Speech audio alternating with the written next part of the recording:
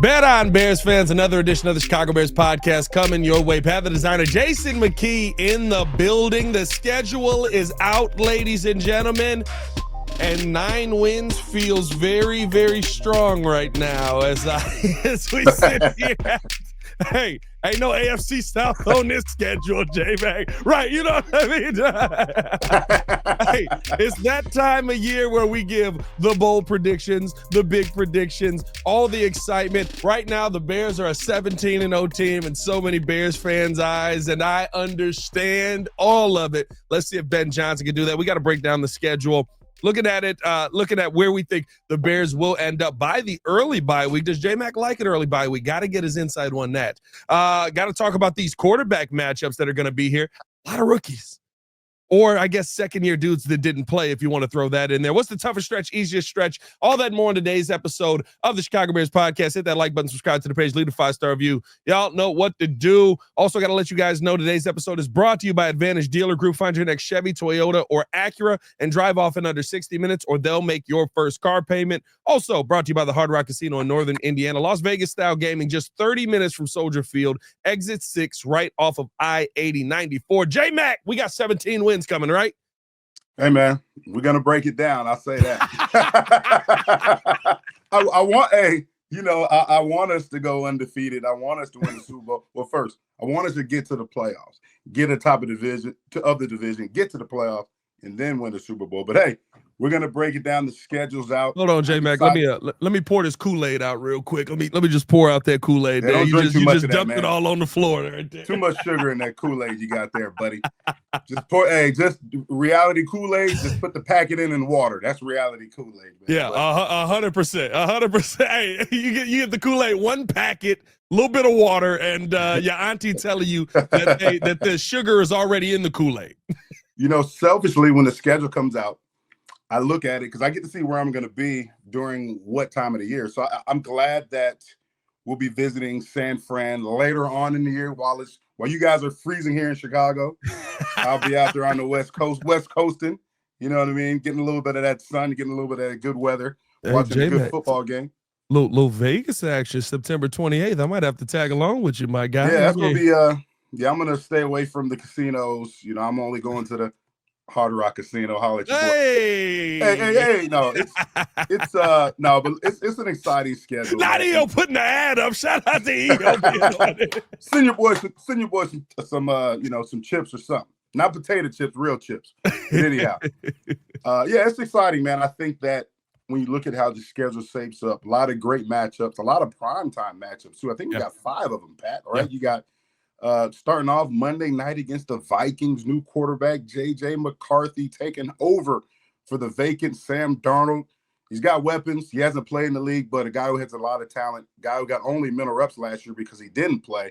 So that's exciting right off the bat. At Soldier Field, it's going to be jam-packed. I'll be in the building on the sideline, excited to see what this new-look Bears, Ben Johnson-led team will look like. Yeah, 100%. It's going to be fun. I think that right now, let's look at the start of the season, because I'll tell you what, Ben Johnson does not get the break that they tried to give Matt Eberflus last season. You bring up the Vikings being the home opener on Monday Night Football, then you get the Lions, then you get the Cowboys, and then week 4 versus the Vegas Raiders. Let's just look at that first chunk there, J-Mac. Starting off the season, number one, where do you feel like the Bears should be at the end of that schedule based on what we know about these teams currently? Not where they will be. Where do you think the Bears should be looking at that? So I'm going to go, my first 4, what I had, in terms of wins and losses. So I got us beating the Vikings, home opener, Monday Night Football. I got us traveling to Detroit, losing that game, tough place to play. I know they got 2 new coordinators, but they still have a really good roster. They're going to be getting a lot of guys back from injury, especially on the defensive side of the ball. That didn't play the second half of the season. So looking at the Cowboys is an unknown. I've got us beating the Cowboys, and then I got us beating the Raiders as well. Yeah, Geno Smith at quarterback. I know they got Ashton Dempsey, but I think we can go out to Vegas as long as the guys don't go to the casino. Stay in your hotel room, study your playbook, Make sure you're prepared for the game. Stay off the Vegas Strip. We'll get a dub there. So I got us. This is my feeling. My gut feeling, 3-1 going into the bye week. That's interesting because, right, new coach, new system, a lot of new pieces in the building. I'll ask you this as somebody that's been in the huddle as well, right? Like, you've been through a lot of offensive line changes in your time, and then finally it got settled. How long does that usually end up taking for that to get settled? Because I think that is the key to a 3-1 start to the season. I think it's possible with all the names you have there. But when you start the season, I think we saw it last year in Carolina. Carolina didn't have a bad offensive line. It just took them 6 weeks to gel. Yeah, I think the main thing is when you're switching coordinators, especially, right? A lot of the concepts will be the same. A lot of the things that you do in terms of protections are the same.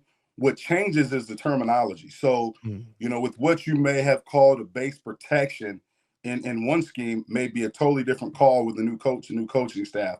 And it may be little in terms of the details and nuances of it, the way you do things as well. So I think that's the biggest adjustment, using, for a quarterback especially, learning new terminology, right? But also I think that, a different flow, right? So in terms of a different flow, in terms of a different schedule, the practice tempo, the way you practice, right? The standards and expectations that's being implemented right now over there at Hallis Hall, all of those things is a change. But, when you have players, and I think that, the Bears obviously brought in some great players in free agency.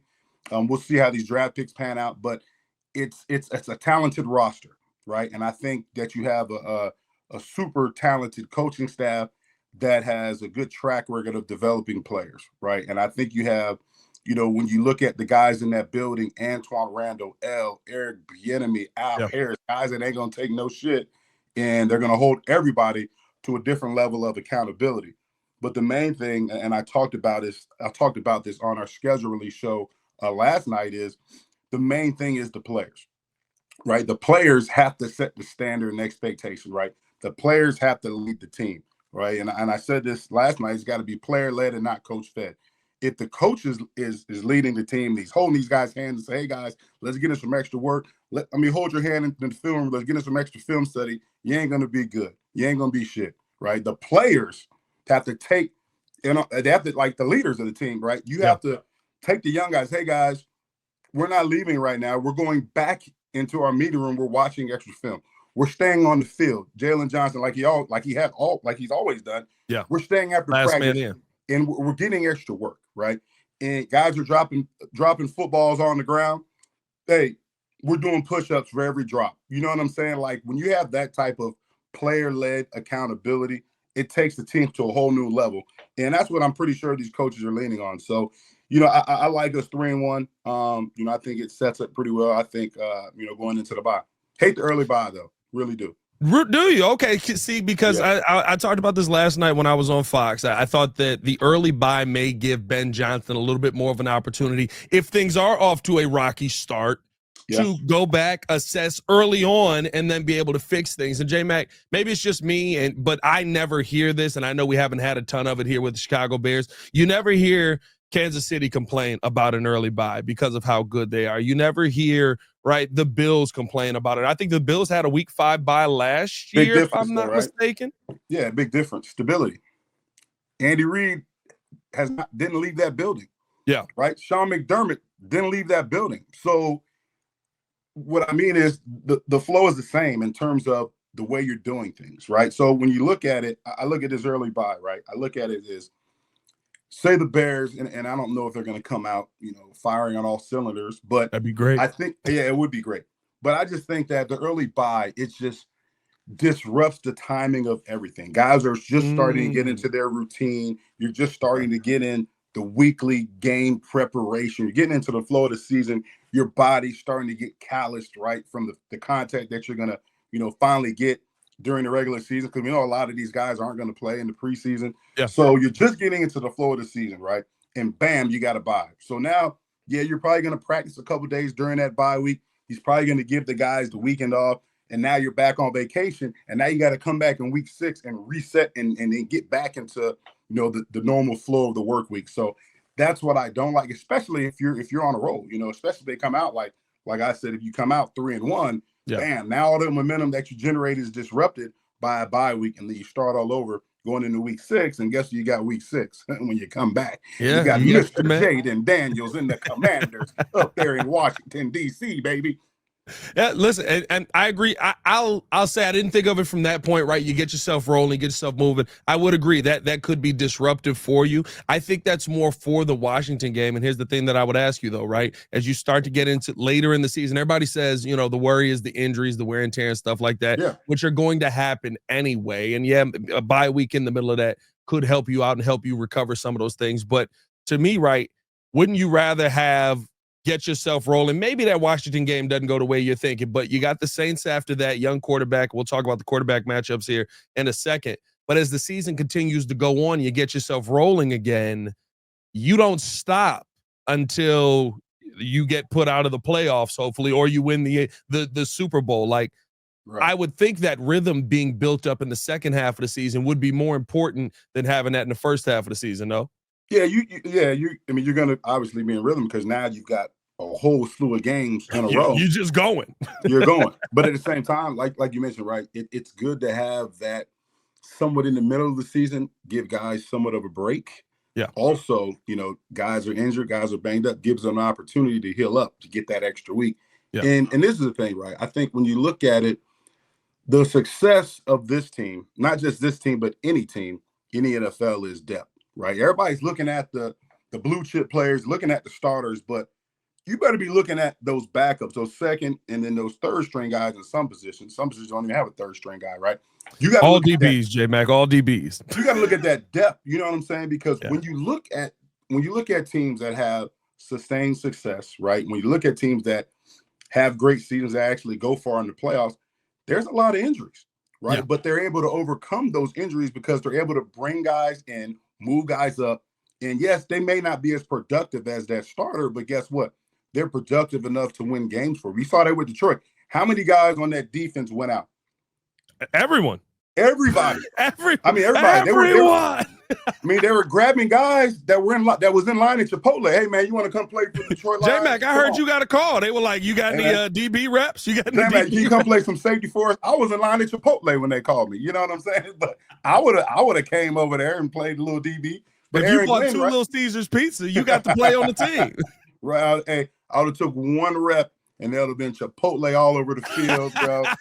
Man, that would have been Twinkies falling out my pocket, man. No, not a chance. But here's the thing, though. Like that's the key. And we talk about development, right? And that's something that I feel like the Bears organization has struggled with for a long time. It's development, right? How many draft picks, and we can go back.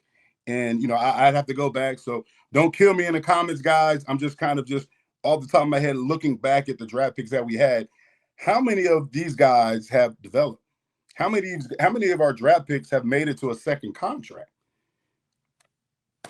So that's two that we got right now. Now, but that's what I'm saying. Like development is crucial. Yeah. And the backups are just as important as a starter. So I think when you look at a schedule like this, a tough schedule, and I know the Bears got to have one of the toughest schedules in the league. I don't know where it ranks right now, but I believe the second toughest schedule in the NFL right now. Right. So, and that's the thing, like you're going to have guys are going to be called on to step up.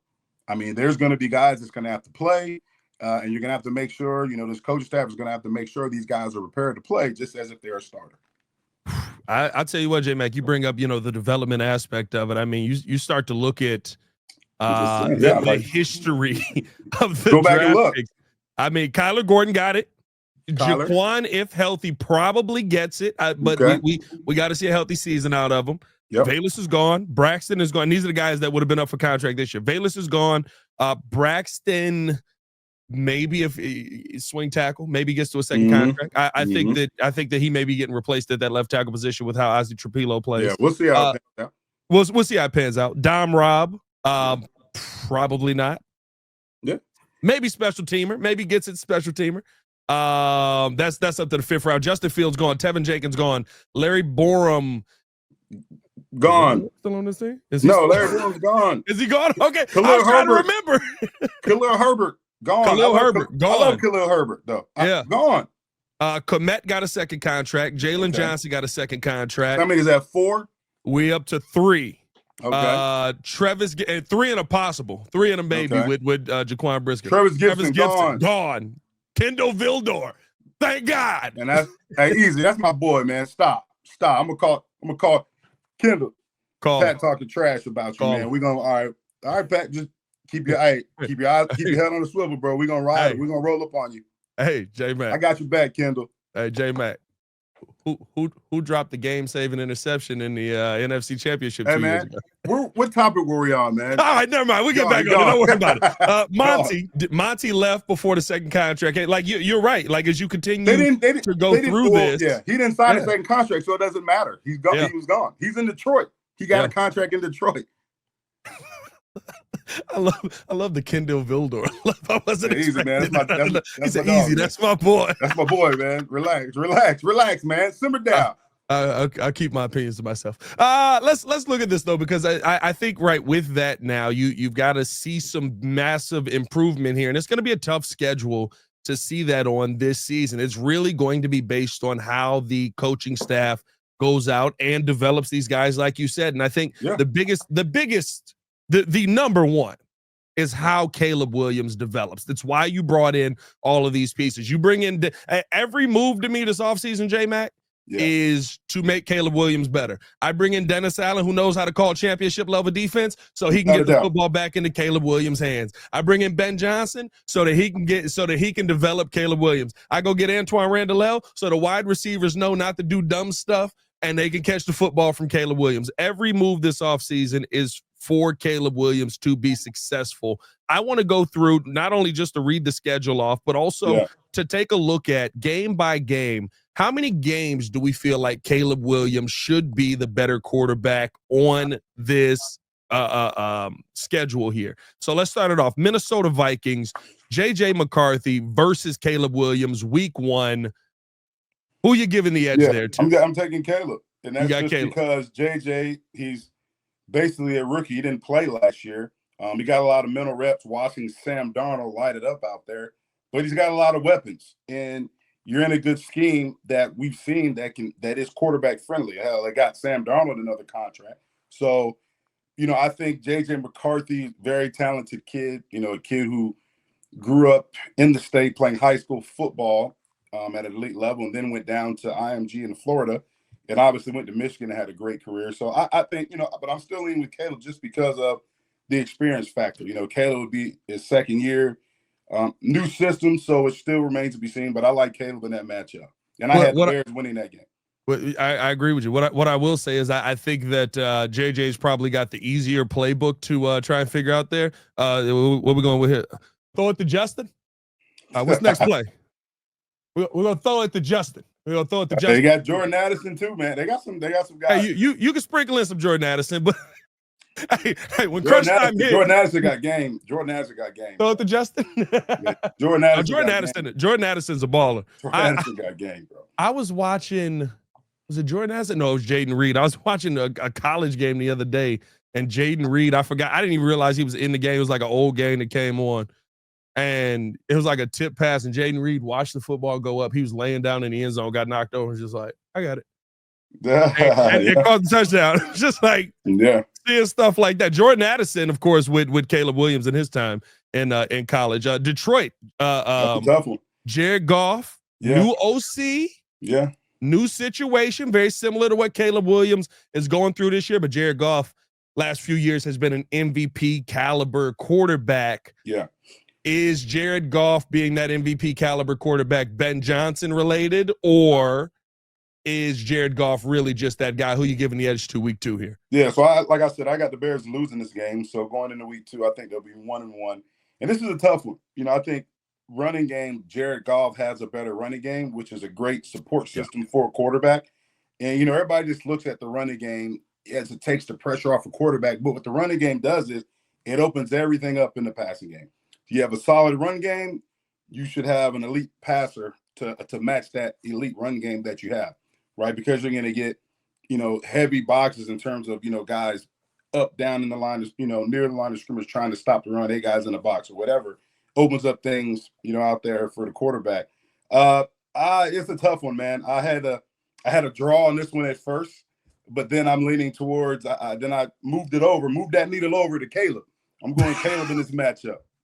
You got Caleb as the better QB. I love that though because yeah, I do. Go ahead, Pat. I'm sorry. I was gonna say I love that though because the question on Jared Goff is, and I think Jared Goff has a massive question, especially with money hopefully coming his way. Was it Ben Johnson? Like you left Sean McVay, you came to Ben Johnson. Ben Johnson figured out something that worked for you. That doesn't mean that the next OC is going to have that same scheme, same game plan, same mindset that works for you. Now, I do think Jared Goff is better, like you said. I think when you've seen him be his most successful, when he had Todd Gurley on his team, when he's had Monty and Gibbs, is we're operating everything off of this run game. And I think Ben Johnson really just realized that and was like, oh, I can make this work with this dude. He went to a Super Bowl because the run game was good and he was able to make the easy passes. But Jared Goff's game is taking another step. I would lean Goff in this because of what we've seen the last couple of years. To me, I think he is a different quarterback than what he was when he was in LA. And what I mean by that is in LA, they were trying to win games with him. In Detroit, they were winning games because of him. Yeah, exactly. And that's the difference. Like we talked about, a couple weeks ago, it's in order for the Bears, right, in order for let's keep it real, right? You talked about when we started the show. The whole offseason has been geared towards surrounding Caleb Williams with an infrastructure of coaches, players, playbook to be successful. And we talked about it, right? He has to be a quarterback that you win because of. Yep. And if he becomes that quarterback, you'll have a chance to win the division, go to the playoffs, and compete for a Super Bowl. If he doesn't become a quarterback that you win because of, like the Commanders were last year with Jaden Daniels, then the Bears won't take that next step. No, I agree. I agree. And that's the main reason why, we know why the head coach is Ben Johnson, why they drafted Colston Loveland, why they drafted, Ozzie Trapilo, why they brought in Joe, Luther Burden. Burden. That's why they brought in Joe Zuni. That's why Drew Dahlman's here. Let's keep going. Jonah Jackson. Let's keep going. Like the pressure's on. Yes, it's on Ben Johnson. I get it. New head coach, highly touted. But guess what, Caleb? You're the number one pick. We got to win because of you. Yeah. And that's just what it is. That's just what it is. No, 100%. I agree with you. As we get to the Cowboys game here in week 3, Dak Prescott versus Caleb Williams, 325 matchup on this one. This is one where, listen, I've said many a times, I love Dak Prescott. And in the regular season, he's a god. What he is in the postseason don't matter in this moment. Right, exactly. In the postseason, he's Black Kirk Cousins. But in the regular season, you can't say Dak can't play. Dak has been an MVP candidate every year that he's been healthy, but Brian Schottenheimer now at the helm, not Mike McCarthy, who Dak Prescott had his best offensive seasons under. Yeah. Does Dak fall into that same category as Jared Goff? Yeah, I don't, man. This one's a draw to me because, like you said, I just don't know what Dak Prescott we're getting. Yeah. You know what I'm saying? Like the Cowboys team's an unknown. I know they got George Pickens and they got a lot of moving parts as well over there. So it's an unknown. It's going to be an exciting game to watch. I'm glad it's here at Soldier Field. But I got this one as a draw because I can't just say when you look at, like you said, the success that Dak has had in the regular season. In the regular season, yes. I can't just overlook what he's done and just crown Caleb in this matchup. I can't because Caleb hasn't had, obviously he's on the second year in the league, but he hasn't had that type of success yet. Yeah. So I got it as a draw just because of the unknown with the Cowboys. But, if I had to, I got the Bears winning the game, but I think in this quarterback matchup, I would probably lean more towards Dak. And the one thing you got to play into, is the quarterback matchup, but also the quarterback isn't playing against the quarterback. He's playing against the defense. You're going up against Matt Eberflus, who I know we can't stand him here in Chicago. I get it, guys. And so we want to say he's the worst at everything that he's ever done in his entire existence. No, he's a bad head coach. He's a fine DC. He's actually a good DC. And with that, he knows how Caleb Williams plays football. He was here last year. It's a good storyline, Pat. The return of Matt Eberflus to Soldier Field. I would rather talk about the return of Jack Sanborn to Soldier Field because I The return of Matty. I can just see it Sanborn. now. I can see it now, J-Mac. He's just on the sideline. He walks out there, sees the Bears all from last year. Is that what's going on, Crusher? Hey, Eagle, how you feeling? But we talked about development, right? There's another guy that Jack Sanborn, another guy that's not here. Yeah. I mean, they just didn't pay him. So I think, Yeah. That was a Bears decision on that one. Like, it wasn't that Jack was bad. That was we need to get faster and you're not fast, which I'm gonna tell you right now. I didn't need Jack to be fast. You better be right. Jack can play football. Jack's a baller. He's instinctive. That makes you faster. Especially a linebacker. I say that all the time. I like Ruben Hippolyte's speed, and I hope that he is that replacement. But Jack Sanborn meet the running back before the running back knew what the play was. Yeah, we'll see, man. We'll see how it plays out. That's going to be a good one. That's a good. As we look at week 4 here, Geno Smith, the savvy veteran Geno Smith, who has followed Pete Carroll to a new location here in Vegas, versus Caleb Williams. Caleb going to be, by the way, Caleb first 4 weeks, J-Mac, we didn't talk about this either. For 3 of the first 4 weeks, Aiden Hutchinson, Micah Parsons, Max Crosby, week 4 here. Ozzie Trapilo or Braxton Jones, y'all might be having a long 3 weeks. But when you look at the quarterback matchup here, J-Mac, what do you like? Do you give Caleb the edge in this, or you giving Geno the edge? So I got the Bears winning this game out there in Vegas. Long road trip. This one's tough, man. Geno's another one of those guys. He's an anomaly each week. I just don't know. Is it good Geno, bad Geno? I really don't know. So I got this one as a draw. I couldn't decide. I went back and forth on this one. This one's a draw. Well, I can give him the edge over Geno, dog. Hey, look, hey, you're Jay, giving the edge to Geno? Hey, Jay, I'm giving the edge to Caleb. If he's not better than Geno, I'm saying in this game. I'm not saying in this game. I don't know, man. Hey, listen. If he gets outdueled by Geno, and Geno can ball. Geno can ball. Hey. No, but I mean, you got to look at this from 2 aspects. If he gets outdueled by Geno, that means the defense is getting cooked. Listen, and Caleb is not living up to expectation. That's a long day. Listen, last year we took a road trip out to Arizona. Yeah, got the brakes beat off of us. Absolutely. We also played the Patriots. Got the brakes beat off of us. You know what I'm saying? And yeah. Did he get outdueled by those quarterbacks? Yeah. Okay. Got absolutely. Well, I don't know. Did Kyler Murray have a big day? Drake May had a good day. Did Kyler Murray have a big day? Got outdueled by Drake May, right? I feel like Kyler Murray did a lot of turnaround and hand this football off, but that's why he didn't have a big day. They had a big rushing game that game. Who won the battle last year, Seattle, but when Geno was in Seattle? Did Caleb or Geno win that matchup? Let's see. It was a low-scoring game. So that was a low-scoring game, a 6-3 game. Yeah, it was unanimous decision like this one I had. I guess in theory, this is gross. I burned this game from my memory, J-Mac. I guess in theory, 17 for 23, 160 yards, no passing touchdowns, no interceptions for Geno Smith. 16 for 28, 122 yards. 1 interception for Caleb Williams. So who won that battle? Unanimous decision, right? Yeah. I rest my case, Your Honor. I burned that game from my memory. Jesus. Different team. Very different team. Very different team. Same quarterbacks. I just don't know, man. I think that's, I don't know. I'm just looking forward to the week 6 matchup. Forget week the bye. 6 matchup.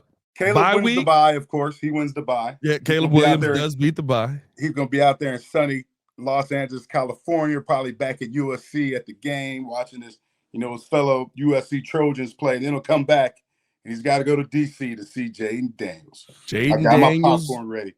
Jaden Daniels versus Caleb Williams. Who you giving the edge to in this game, J-Mac? Is this the revenge game for Caleb Williams, or is this the continued dominance of Jaden Daniels? It's a tough one. I got this one as a draw, too. And I think with this one, right, they know, like, Caleb's heard all offseason that, Jaden Daniels is a better quarterback. Jaden Daniels should have been the number 1 pick. He sees what Jaden Daniels did last season, getting his team to the playoffs. And when I look at this matchup, I'm more excited to see how both these offenses operate, because I watch both these offenses a lot. I've watched a lot of Ben Johnson in Detroit. I watch a lot of the Commanders' offense I like their concepts and the way they do things in terms of their run game and their passing game. And Cliff Kingsbury is just, I love what he does. And we saw that last year with the variety of formations and shifts and motions and all of those different things to bring confusion to the defense, right? And it's an offense that's simply complex, right? Looks simple, but it's complex. Same thing that Ben Johnson did a lot of up there in Detroit. So I'm excited to see the offensive game plans in this game. Yeah. And, I think whoever has the more friendly quarterback game plan will win that matchup. So I got it as a draw. I think this is going to be, I think this is this Sunday Night Football? This one is going to be Monday Night Football, 7:15. In front of the world. In front of the world. You get to be the star. This is awesome. I also have the Bears losing that one, unfortunately. Oof. That's going to bring the conversations loud, J-Mac. 3-2 right now as we go into Washington for Jason McKie. Yeah, I don't know. I don't know, man. I just don't like going there, and I just have bad memories, unfortunately. It would have been such good memories if not for one Tyreek Stevenson on the sideline. Hey. Oh, man. The thing I remember about that game is, DeAndre Swift standing on the bench, looking at that play. Running back coach Chad Morton standing on the bench looking at that play. Me standing right behind him. And we're all excited. I'm all excited. I'm about to get my interview ready. I'm about to interview DeAndre Swift. They throw the ball, and all of a sudden, I couldn't really see because they're standing on the bench. And then the crowd starts going crazy. And I'm like, wait a minute. What happened? Whoa. What happened, man? What happened? Unbelievable, man. So, yeah. I'm going to be honest with you. This is a tough win situation either way. Like if the Bears win this game and you win it by like 3, right? But you win the game, they still got a game winner on you, dog. Like that game is going to live forever. Like it's good to get the win, but unless you go in there and you're just like, you know what, we about to stomp the out of y'all, and you put up 50 on them, you really can't sit there and like beat your chest after, unless you blow them out of the water. Yeah. You really can't beat your chest after because that's such an insane moment. That's an NFL history moment. Yeah, and I've watched that play so many times, J-Man.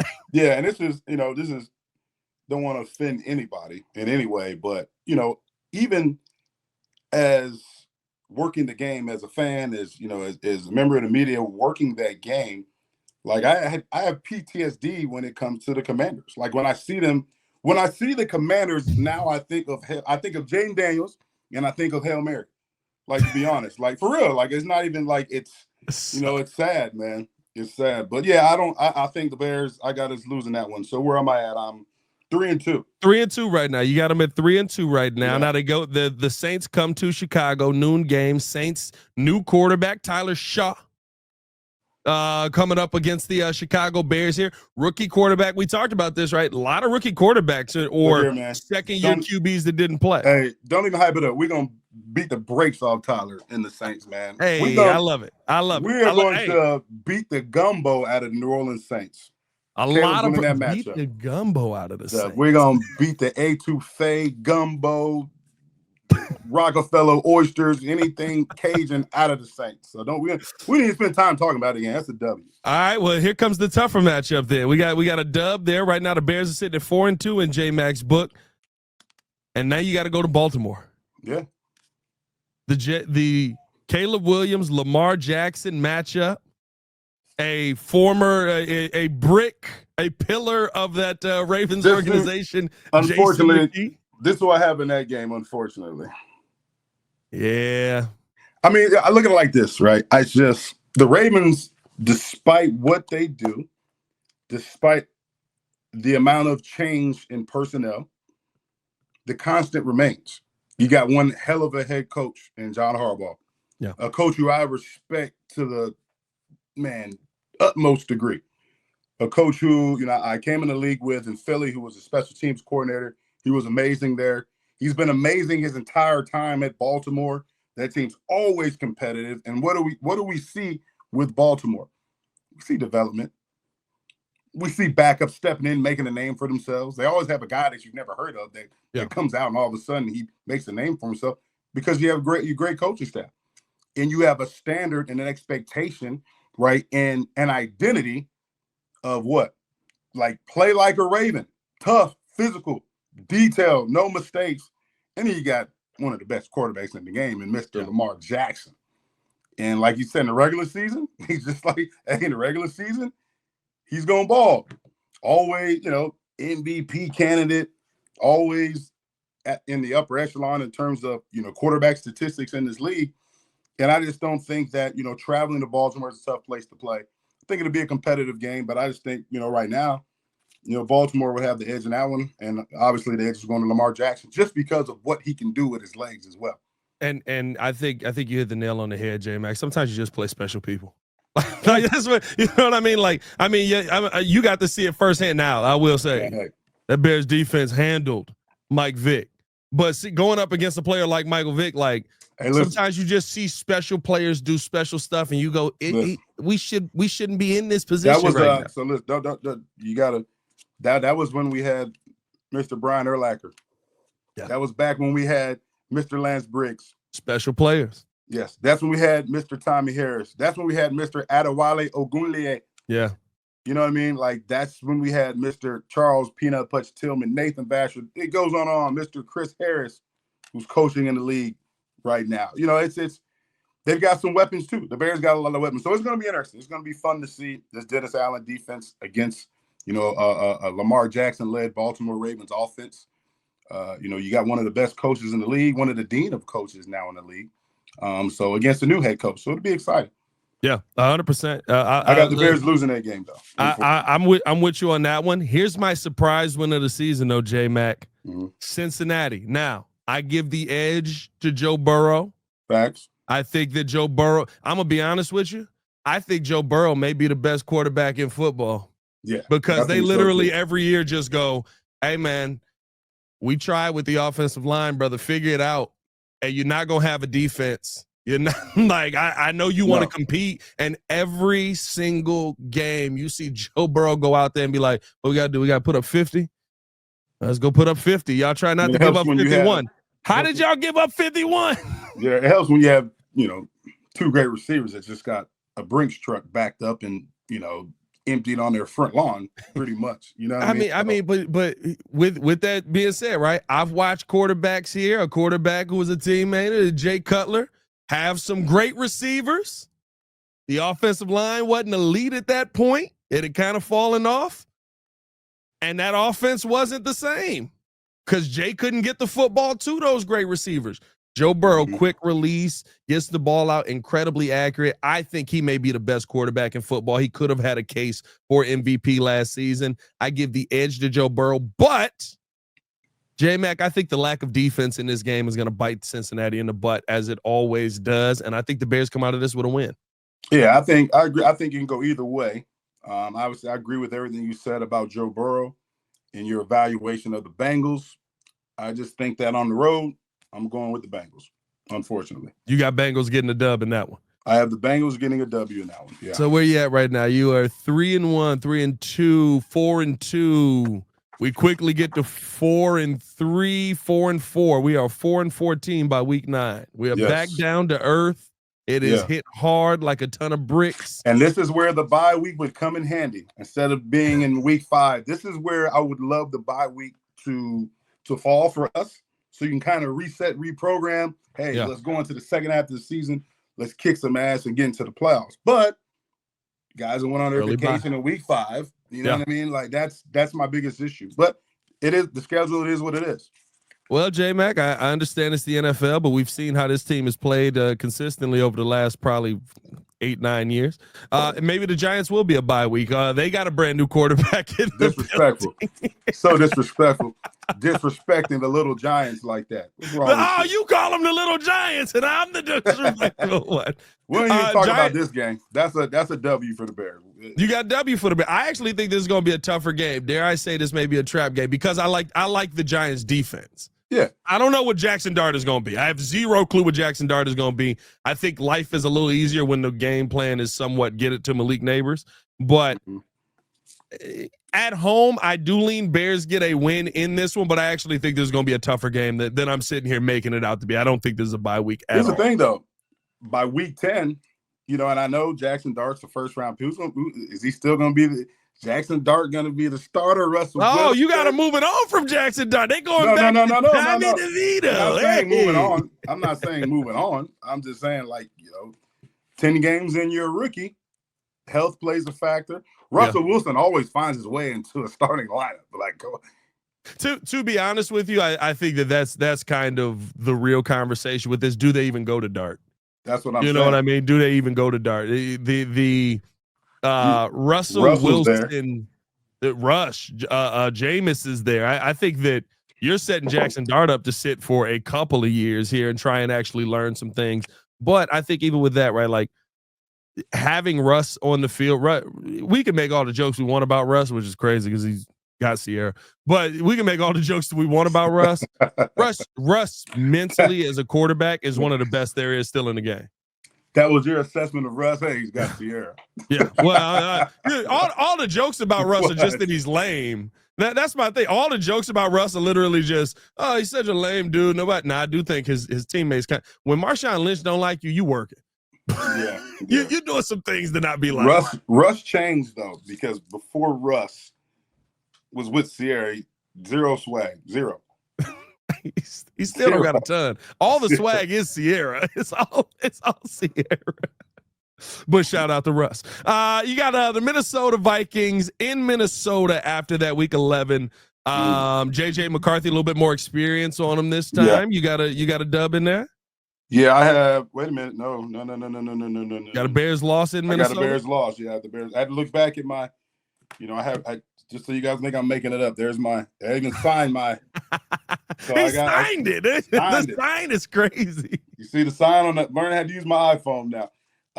Loss. I got a loss. Okay. I think so Caleb wins. Huh? I was gonna say Bears sitting 5-5 right now in your book. Yeah, I think Caleb wins that matchup though. Yeah. But I just think that you ain't gonna sweep the Vikings. You're going up there in Minnesota, it's a tough place to play. I like the Vikings in that matchup. Close game, but I think the Vikings will pull that one out. Then you got Philadelphia. You got the quarterback matchup where, listen, I feel like they're still going to be running the football a ton. There's going to be some tush push, seeing as how it didn't get. No, you missed the Steelers. Did I miss the Steelers? Yeah, oh, you're right. Yeah. Week 12 versus the Steelers. My bad on that. Yeah. I don't know who's playing quarterback for the Steelers. J-Mac, who you giving a quarterback edge to? Depends. You got a choice between Mason Rudolph, Will Howard. I'm giving this to Caleb, obviously. I think it'll be a close game. It's here in Chicago, but I like the Bears winning that one.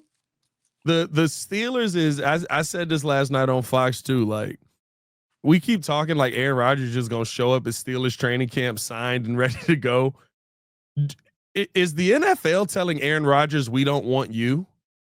I feel like everyone thinks Aaron Rodgers telling the NFL, I'll tell you where I want to be. And the NFL is like, you can tell us whatever you want. We don't want you anymore. Yeah, it's interesting, man. We'll see. He'll be on somebody's roster. Aaron's like, I'm not going to training camp. So, So weird. It is weird. So weird, dog. I'll be surprised if the Steelers sign him. I'm not gonna lie. At this point in the season, I'll be a little surprised. Philly, you got that Philly matchup next. You got Jalen Hurts taking on Caleb Williams. I think there's gonna be a lot of running the football there. So I actually do give Caleb the quarterback advantage because I think the Bears may throw the football a little bit more, but I give Philly the champion advantage where I got to just tip my hat to you and say, hey, yeah, you are the NFL Super Bowl champs. That's probably what it's going to look like. I just look at, this defense. It's Philly still picks at the end of the first round, and they still get, it was a Jahad Campbell, a linebacker that's got range, made a lot of plays at Alabama. A monster. That fits right in with that. That defense is pretty much the SEC. Guys from Georgia, Alabama make up that defense. It's all Georgia pretty much. Yeah, and that defense is comprised of its speed and physicality. And I just think that the defense that they have will be a little bit too much. I like Caleb, the edge of this matchup, just because of the point that you made, Pat. Jalen Hurts ain't throwing the ball 40 times a game. They do their thing. But, at the Eagles, it's tough. That's a tough place to play as well. I'm happy because I get to go back to the great city of Philadelphia, get to visit my old stomping grounds at Temple University, give me a couple of cheesesteaks, and get to watch a really good game. And that's on Black Friday, too. So I might go out there and do a little shopping, too. I might take a trip with you on that one, J-Mac, because I've never had a Philly cheesesteak from Philly. And I've heard there's only 2 places that you go to get it. And I'm dying to have one and just have an unhealthy weekend. So we'll see. Yeah, we'll see. It'll plan out the trips. It'll change your life. It'll make you go from 25% body fat to 45% body fat. Well, J-Mac, that's my superpower. I'm always at 45% body fat. me too right now. Then here comes the interesting one. And we got first game versus the Packers. J-Mac, are you a fan of pushing the Packers late into the season and having essentially a 1-1 with the Packers, where you got the Packers at home, you got the Browns, or you got the Packers in Lambeau, Browns in between that, Packers again? It feels like you're kind of like, yeah, we'll get to the rivalry when we get to it. Yeah, so I got the Bears losing that one. So that's 2 in a row. Bears losing Philly. They fly to not fly. They'll drive to Green Bay and just fly back. Bust again. They'll lose that one. It's just, it's tough. I know we closed out the season with a dub. But it's tough. And the Bears, obviously haven't won there consistently in a long time. Yeah. Packers still got a really good team, good solid defense, still have a really good quarterback, Jordan Love. I'm going to give the edge to Caleb in that matchup, though. Oh. I'm giving the edge. Yep. The Packers are going to win, but I'm taking Caleb in the matchup. You know why? Because week 14, I think this offense under Ben Johnson will already be in a good enough rhythm, and coming off a loss to the Eagles, added motivation, to have not necessarily a get right game, but to get back on track in terms of productivity with this offense. So I think the Bears will lose a close game to the Packers, but I think Caleb is going to edge out Jordan Love in that matchup. Did you have us beating the Steelers? No, I had us beating the Steelers, yes. Got us beating the Steelers, so that would have had us at 6-5. So right now they're at 6-7 back-to-back losses. Correct. Go up against the Browns here that next week, who, J-Mac, who's the quarterback? I think this is the funniest thing of the offseason. I don't know if you've seen this, but from the beat reporters and the people that went to rookie minicamp, they came out and they're like, it's not even close. They're saying it's the best quarterback here, like by a mile. Yeah. But here's the thing, though. You're judging that in shorts with no pass rush. 100%. Can we stop doing that, please? People, stop. Stop crowning these guys in shorts at minicamp, throwing the ball on air. I like that. It is Mickey Mouse camp. You're right, Mickey camp. McKie camp. McKie camp. Throwing the ball on air against no pass rush. Come on, man. Stop. But please stop, guys. Only pushback I'll give you on that is, if you look bad then, you're not going to look good when they're actually trying to kill you. That's not true. True. Okay. That's not true. Because some guys are gamers. I've seen a lot of quarterbacks look bad in pat and go, look bad in practice, 7-on-7 in a controlled team period. Then I've seen quarterbacks go out there, and because the game's sped up, because it's live, bullets coming at them, they go out there and perform. Yeah. You got quarterbacks that have to make checks at the line. You have quarterbacks that have got to be elite post-snap because the coverage is changing just like that. And guys, they can't some guys can't process that fast, and some guys play faster when it's the real thing because they can process fast. And we got to stop. He threw a good spiral and routes on there. Come on, guys, stop, please, stop, guys, stop. I like McKie camp. I like that. I like that. The Mickey. The biggest camp. question is how many you got? Deshaun Watson, Joe Flacco, Dylan Gabriel, Kenny Pickett, Shador Sanders. Who's the quarterback week 15? Well, doesn't matter. Bears are going to win anyway. Caleb's got the edge. Bears dub. Caleb's got the edge. I'll tell you who it's not going to be. It's not going to be Deshaun Watson. When the owner of the team comes out and goes, yeah, we might have effed up on that one. You got paid, though. Shout out. Get your money. I've never seen an owner do that. I was like, yeah, that might be on us. That was bad. Deshaun duffel bag Watson got that money. Oh, okay. All right. Never mind. We got the second matchup versus the Packers yet again. This one TBD. It will be on Saturday, December 20th, but will it be prime time or not? Timing wise. Packers here in Chicago. You've got them losing the first game versus the Packers up in Lambeau. Do the Bears get a bounce back win here? Yes, the Bears will win this one. So that's 2 in a row. Browns and Packers. 2 in a row. Bears will win this one. I'm still taking Caleb. Caleb's going to outdo Jordan Love both matchups this year. Okay. Don't let me down, Caleb. So where we at right there? We got 3-1, 3-2, 4-2, 4-4, 5-4, 5-5, 6-5, 6-7, 7-7, 8-7 right now. Yeah. As the Bears finish that Packer game, you're still in the hunt. Yeah.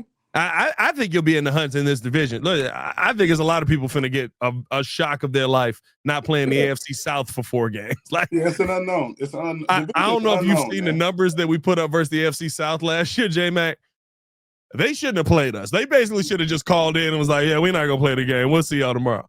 Yeah. San Francisco 49ers, week 17. We know the team that San Francisco looked like last season. Yeah. Do they have a bounce back season and look like a more poised football team?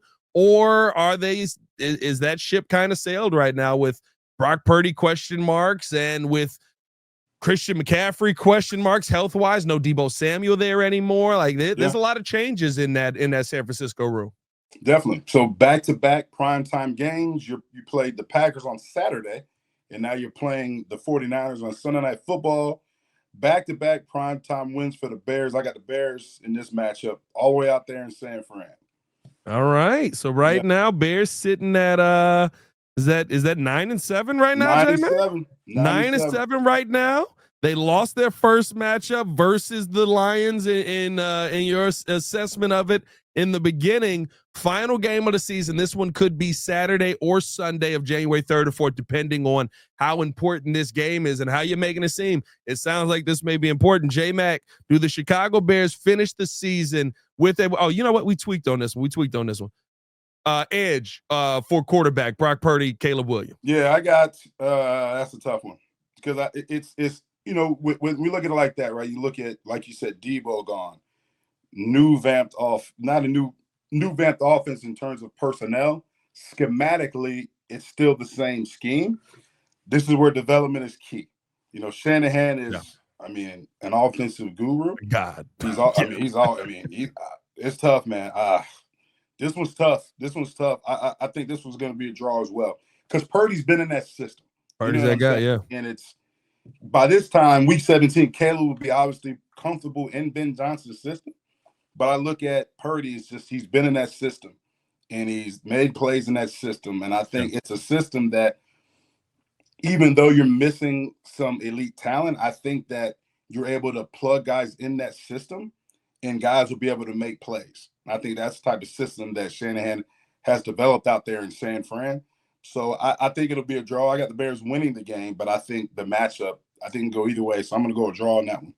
So right now, 9-7. So back to what I was hyping up there. Lions, final game of the season. They lost the first one.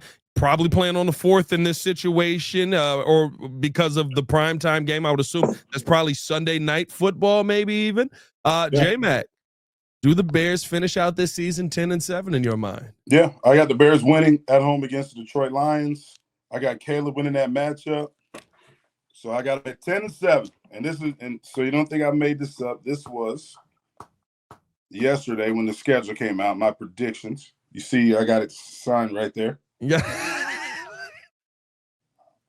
Now, I know you're going to kill me. J-Mac, what do you mean? 10 games, blah, blah, blah. This is my opinion. So take it or leave it. You asked me what I thought the schedule was going to be. Yeah. You guys leave your schedule prediction in the comments below.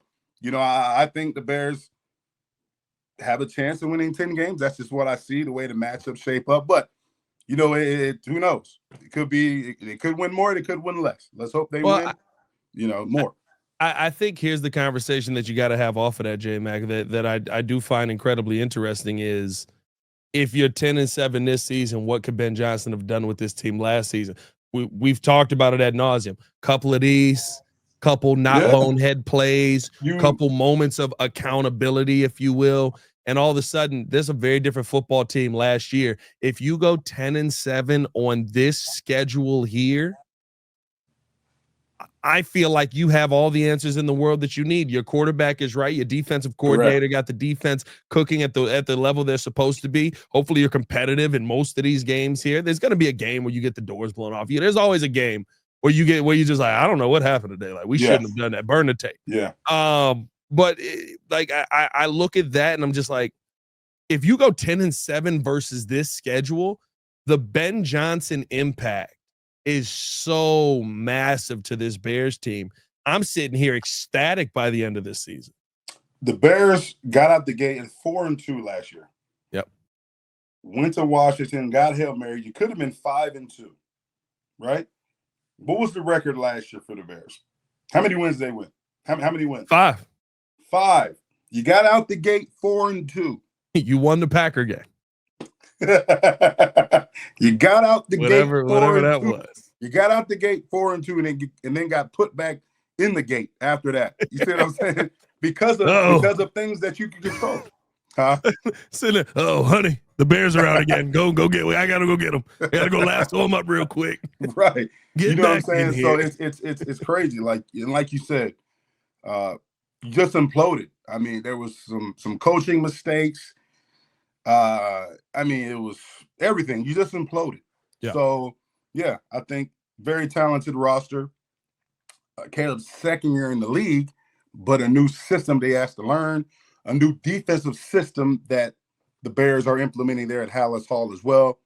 A lot of talent. So, here's the thing. Talented roster, new systems on both sides of the ball, offense and defense. Probably a similar system that Coach Hightower will have on special teams. But when you look at the offense and defense, new systems. But I think when you look at this coaching staff, I think this coaching staff is a step above the previous coaching staff that we had last year as well. I think we're a few steps above. Let's run through some quick things here to finish it out, J Mac. What's the toughest stretch of this schedule that you're looking at real quick? Yeah, man, I think the stretch in which, you've got the Ravens, the Bengals, those two back-to-back games, I think is tough. You know, the Giants, I think they're going to win, but, is it a letdown game? And then you got the Vikings after that. So it's tough. The whole schedule's tough. The whole schedule is tough. Tough. I listed this out as toughest stretch, easiest stretch. Mm-hmm. There isn't an easy stretch on this schedule.